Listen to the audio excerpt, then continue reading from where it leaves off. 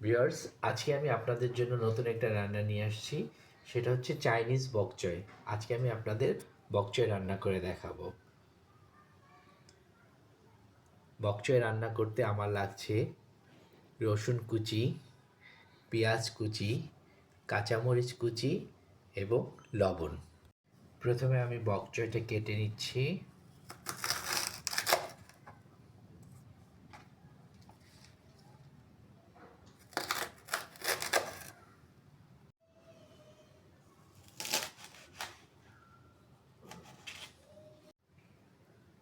আমার বকচয় কাটা শেষ। এখন আমি চলে যাচ্ছি মূল রান্নায়।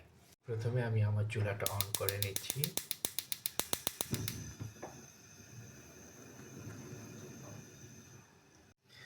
চুলা অন হয়ে গিয়েছে। আমি এখানে আমার ছোট একটি কড়াই চুলাতে দিয়ে দিলাম এবং সামান্য তেল দিয়ে আমি রসুনটাকে আগে ফ্রাই করে নিব।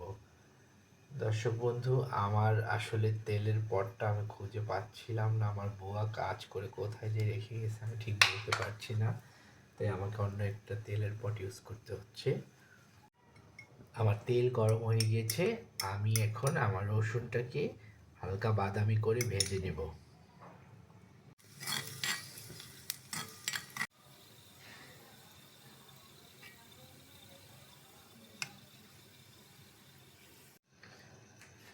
আমি আমার ফ্রাই প্যানটা চেঞ্জ করে নিলাম।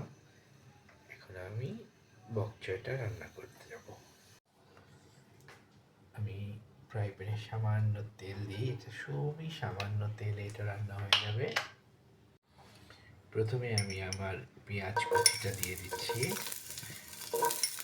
ভিউয়ার্স, আমি বলতে ভুলে গিয়েছি, আমার পেঁয়াজটা এখানে একটু কিউব করে কাটা, একটু মোটা, কারণ পেঁয়াজটা খুব বেশি ভাজবো না আমি, তো এটি একটু ক্রাঞ্চি থাকবে পেঁয়াজটা।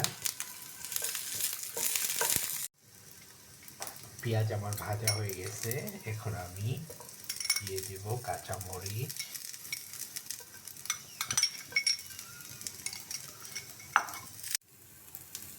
আমি এখন আমার বকচয়টা দিয়ে দিচ্ছি।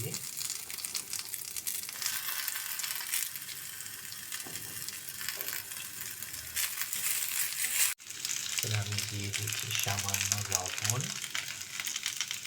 সেই লবণটা যার যার টেস্ট অনুযায়ী। আমি বকচয়গুলো সামান্য 2 মিনিটের মতো ভেজে নিলাম। এখন মোটামুটি আমার বকচয় রান্না শেষ। আমি তার আগে একটু রসুন কুচি, যেটা আমি ব্রাউন করে ভেজে রেখেছিলাম, সেটা দিয়ে দিচ্ছি এবং কিছুটা রসুন কুচি আমি রেখে দিলাম, সেটা গার্নিশের জন্য রাখবো। আমার বকচয় কমপ্লিট। এখন আমি চুলাটা অফ করে দিব। বন্ধুরা, আমার বকচয় রান্না শেষ। এখন আমি আপনাদেরকে পরিবেশন করে দেখাচ্ছি। হয়ে গেল আমার বকচয়। আমি উপর দিয়ে আমার রসুন যে কুচিটা আমি ভেজে রেখেছিলাম সেটা পরিবেশন করে দিচ্ছি।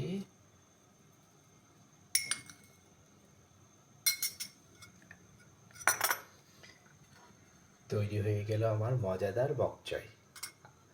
দর্শক, আপনাদের ভালো লাগলে আমার চ্যানেলটাকে সাবস্ক্রাইব করবেন এবং লাইক শেয়ার করবেন। ধন্যবাদ সবাইকে। আসসালামু আলাইকুম।